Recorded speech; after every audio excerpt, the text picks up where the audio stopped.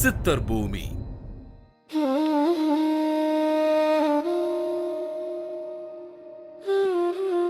ஜோதிடத்தின் பரிணாம வளர்ச்சி ALP ஜோதிடம். இதை படிங்க, உங்க வாழ்க்கை உங்க கையில.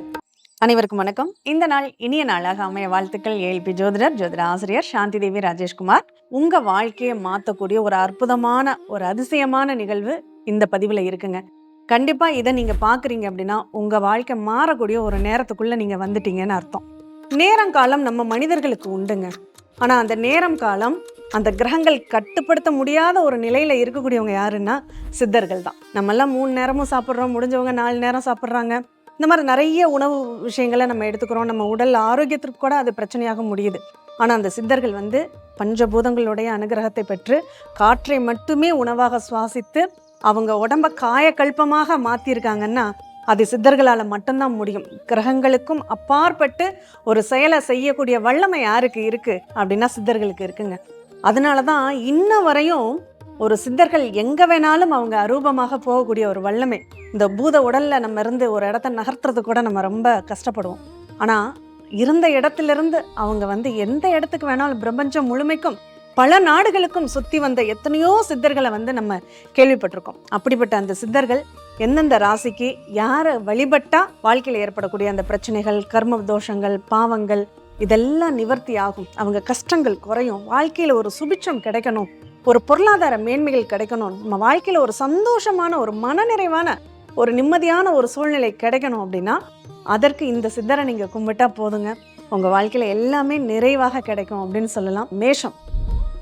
இந்த மேஷத்திற்கு எந்த சித்தரை வழிபடலாம்? அகத்தியர் தாங்க சித்தர்களில் முதன்மையானவர். சிவபெருமானை நினச்ச இடத்துல அந்த தரிசிக்கணுங்கிற ஒரு எண்ணம் வந்த உடனே அவருக்கு காட்சி கொடுக்கக்கூடியவர் அகத்தியருக்கு தான் உண்டு. அந்த உலகத்தை சமன்படுத்துறதுக்காக இவர் எந்த திசைக்கு போனாலுமே அந்த இடத்துல அந்த சிவனுடைய திருக்கல்யாண கோலத்தை நான் பார்க்கணும்னு நினைச்சாருன்னா அவங்களுக்கு விஸ்வரூபமாக பிரம்மாண்டமாக காட்சிகளை தரிசிக்கக்கூடிய ஒரு சித்தர்னா அது அகத்தியர் தான். அந்த அகத்தியரை மேஷ லக்னக்காரங்களாக இருந்தாலும் சரி, ராசியாக இருந்தாலும் சரி, உங்களுடைய அட்சய லக்னம் இப்பொழுது உங்களுக்கு மேஷமாக போகுதுனாலும் சரி, மனதுக்குள்ள அந்த அகத்தியரை நினச்சி அவருடைய அனுகிரகம் எங்களுக்கெல்லாம் கிடைக்கணும்னு அது ஒரு நிமிஷம் கூட இல்லைங்க, ஒரு 30 செகண்ட் அவரை பிரார்த்தனை பண்ணுங்க. அவருடைய அந்த உருவத்தை குருமுனி அகத்தியர்னு சொல்லுவாங்க. நீங்கள் எந்த வடிவமாக வேணாலும் அவரை நினச்சிக்கோங்க. ஒரு கமண்டலத்தில் கையில் வச்சுக்கிட்டு ஒரு குறுகிய ஒரு வடிவத்தோட காட்சி தரக்கூடியவராக இருப்பார். ஓம் அகத்தீஷாய நமக அப்படிங்கிற, இன்னும் சொல்லப்போனால் அவருடைய துணைவியாருடைய பெயரையும் சேர்த்து லோபமுத்ரா சமேத அகத்தீஷாய நமகன்னு நீங்கள் பிரார்த்தனை பண்ணிட்டீங்கன்னாவே அம்மையும் அப்பனும் போல அவங்க உங்களுக்கு அளவில்லாத ஒரு செல்வத்தை கொடுப்பாங்கங்கிறதுல எந்த ஒரு மாற்றமும் கிடையாதுங்க. அடுத்து ரிஷபம். இந்த ரிஷபத்துக்கிட்ட வரும்போது வாக்கு வன்மை அப்படிங்கிறது இவங்க அதிகமாக பயன்படுத்தணும். அவங்களுக்கு என்ன மாதிரின்னா பின்னாக்கீசர் சித்தர்னு ஒருத்தர் இருக்காருங்க. அவர் நாக்கே 2 பட்டு இருக்கும். அந்த பேச்சில் யாருக்கெல்லாம் ஒரு தடுமாற்றம் இருக்குது, நான் எதை பேசினாலும் எனக்கு பிரச்சனை தாங்கன்னு நீங்கள் புலம்பக்கூடியவங்களா இருக்கீங்களா? உங்களுக்கு பணம் வரணும், நான் கேட்டால் மட்டும் எனக்கு பணமே கிடைக்க மாட்டேங்குதுங்க அப்படின்னு இருக்கிறவங்க எல்லாமே இவரை வழிபட்டா, இன்னும் சொல்லப்போனால் குடும்ப ஒற்றுமை. இந்த குடும்ப ஒற்றுமை குலைவறதுக்கு என்ன காரணம்? பேச்சு தாங்க காரணம். நம்ம பேசக்கூடிய அந்த பேச்சுங்கிறது மற்றவங்க மனசை சந்தோஷப்படுத்தவும் செய்யும், காயப்படுத்தவும் செய்யும். அது நம்மளை சந்தோஷப்படுத்தணும்னா கட்டாயம் நீங்கள் இந்த பின்னக்கீசர் சித்தரை கும்பிடுங்க. ஒன்றும் இல்லைங்க, சென்னிமலை முருகன் கோயிலுக்கு பின்னாடி இவருடைய அந்த பின்னக்கீசருக்குன்னு ஆலயம் இருக்குது. நீங்கள் அவரை போய் தரிசனம் பண்ணுங்கள். நம்ம வாழ்க்கையில் சில பிறழ்வு, அதை தான் வள்ளுவரை என்ன சொல்லியிருக்காரு, தீயினால் சுட்ட புண் உள்ளாரும் ஆறாதே, நாவினால் சுட்ட வடு. அந்த வார்த்தைகளால் ஏற்பட்ட காயத்தை இதனாலேயுமே மாற்ற முடியாதுன்னு சொல்லியிருக்காங்க. அப்படிப்பட்ட தப்பை நம்ம எப்போயாவது நம்ம செஞ்சுருப்போம். செய்யாமலாம் நான் இருந்ததே இல்லைன்னு சொல்லாதீங்க, கண்டிப்பாக செஞ்சுருப்போம். அந்த ஒரு சுவடு மாறுறதுக்கு இந்த பின்னாக்கீசரை வழிபாடு செய்யுங்க. அடுத்து சுந்தரானந்தர். இந்த சுந்தரானந்தர்னா நம்ம வாழ்க்கையில் ஒரு சுந்தரமயமான ஒரு வாழ்க்கை வேணும்னு எல்லாருக்குமே ஆசை இருக்கும் இல்லையா?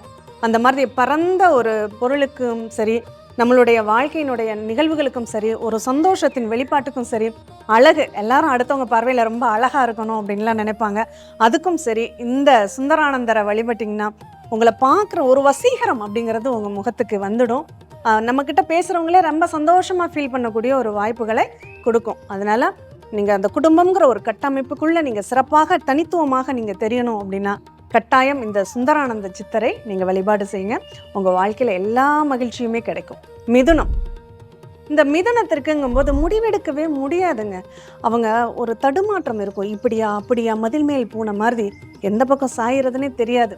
சரி, ஒரு பக்கம் சாஞ்சிட்டா ஆஹா அந்த முடிவை எடுக்காமல் போயிட்டோமே, இக்கரைக்கு அக்கறை பச்சை அப்படிங்கிற மாதிரியான ஒரு சூழ்நிலைகள். இந்த புதன்னாவே பச்சைங்கிறது அங்கே வந்துடும். சரி, இவங்கெல்லாம் என்ன பண்ணணும், யாரை வழிபட்டா இவங்களுக்கு சிறப்பான பலன்கள் கிடைக்கும்னா இடைக்காடர். நம்ம தமிழ் வருடங்கள் 60 வருடங்கள் இருக்கு இல்லையா, ஒவ்வொன்றுமே இப்படி தான் இருக்கும் அப்படிங்கிற ஒரு வெண்பாவை வகுத்து வைத்தவர் இந்த இடைக்காடர். இவர் மக்களுக்கு கொடுத்த அளவில்லாத அட்வைஸுங்கிறது நிறையவே இருக்குது.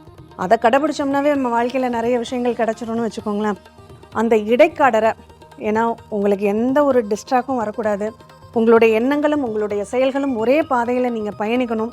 அப்படி பயணித்தா மட்டும்தான் உங்கள் வாழ்க்கையில் வெற்றி அப்படிங்கிறது உங்களுக்கு தக்க வச்சுக்க முடியும். அப்படி தக்க வச்சுக்கணும்னா நீங்கள் யாரை வழிபடணும்? இடைக்காடர் சித்தரை மனமுருகி பிரார்த்தனை பண்ணணும். அந்த வழிபாட்டில் இடைக்காடர் சித்தரே நமக அப்படின்னு சொல்லலாம். ஆனால் அதை எப்படி சொல்லணும்? ஒரு 30 நிமிஷம் கண்ணை மூடி அவருடைய அந்த இடைக்காடர்னா அந்த இடை வளைஞ்சு இருக்கக்கூடிய ஒரு சித்தராக தான் உருவப்படுத்தியிருக்காங்க. அந்த சித்தர்னுடைய இன்றைக்கி கூகுளில் நமக்கு எல்லாமே நமக்கு கைவந்த கலை, அந்த கூகுள்லேயே அவருடைய படம் இருக்கும். அதை பார்த்து மனமுருகி நீங்கள் எனக்கு நல்ல பாதையை காமிக்கணும், தெளிவான பாதையை காமிக்கணும், நேர் வழியில் நான் செல்லணும்னு ஒரு வார்த்தையை பிரார்த்தனையாக வச்சுக்கிட்டு அவரை கும்பிடுங்க. அந்த இடைக்காடரனுடைய அனுகிரகம் உங்களுக்கு கிடைக்கும். உங்கள் வாழ்க்கையில் ஒரு மகிழ்ச்சியான, ஒரு நிம்மதியான, ஒரு நல்ல நிகழ்வை நீங்கள் முன் வச்சு உங்கள் லட்சியத்தில் ஒரு இலக்கோட பயணிக்கக்கூடிய ஒரு வாய்ப்புகளை கண்டிப்பாக அந்த இடைக்காடர் சித்தர் உங்களுக்கு அருளுவார். மீண்டும் இனியொரு நிகழ்வில் சந்திப்போம். நன்றி, வணக்கம்.